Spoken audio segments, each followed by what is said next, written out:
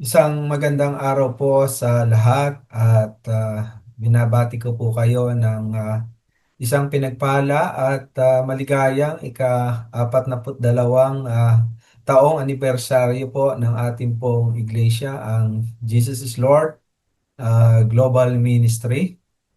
Purihin po ang Panginoon sa kanyang katapatan at kabutihan sa ating pong lahat. Bagamat marami pong mga challenges at mga problema po tayong kinakaharap, subalit ang Diyos po ay nanatiling tapat at hindi po siya nagkukulang po sa atin.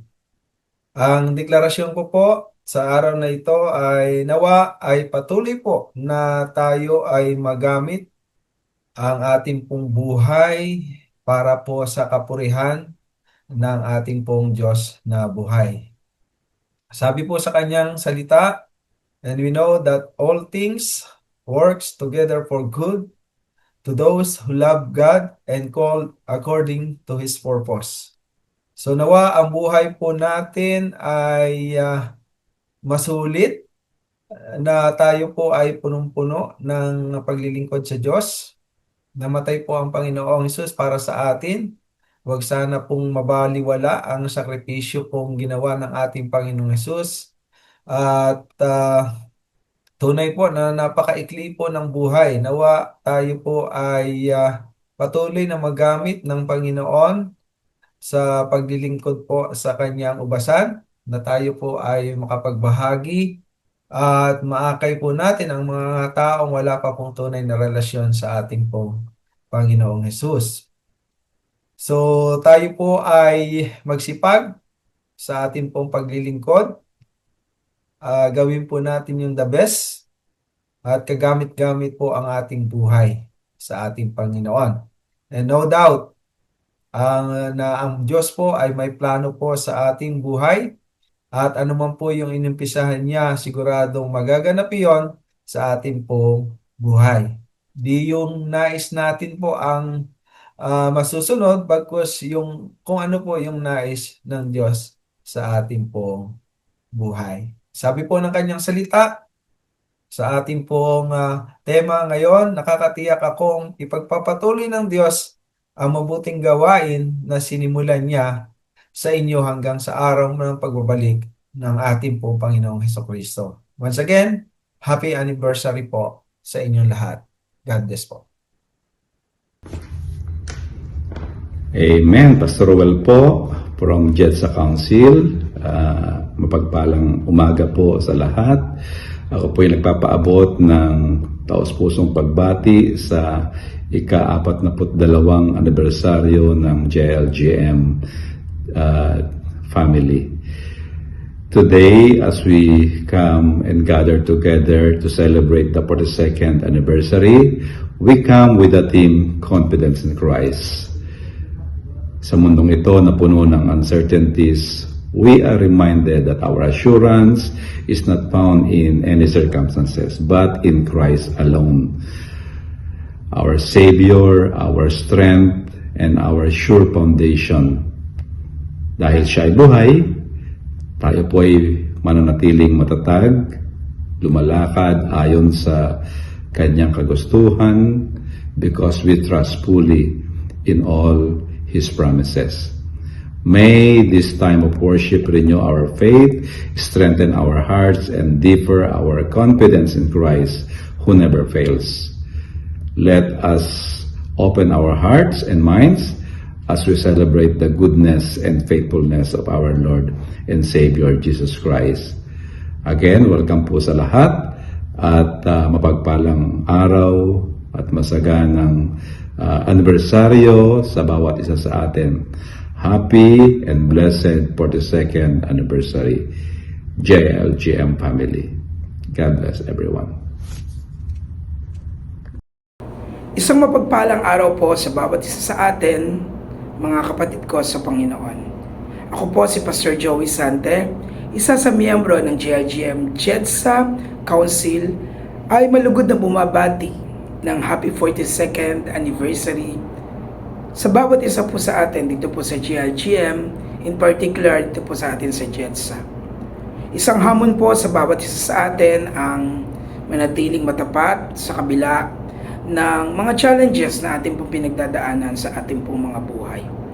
Nawa ay patuloy po tayong maging malalim sa ating pong pananampalataya, maapoy sa ating pong pagmamahal, sa ating pong kapwa, sa mga kapatiran, sa iglesia, at sa Panginoon, at higit sa lahat, yung ating pong patuloy na pag-aapoy ng ating pong paglilingkod sa ating Panginoon. Nawa ay patuloy po nating maranasan ang bawat pangako ng ating Diyos na buhay. Muli po, happy 42nd anniversary sa bawat isa po sa atin. God bless. Isang mapagpalang araw, JEDSA Family. Purihin po ang Panginoon. Ako po si Pastor Joseph Alarcon Monteroyo, ang inyong JEDSA Regional Coordinator.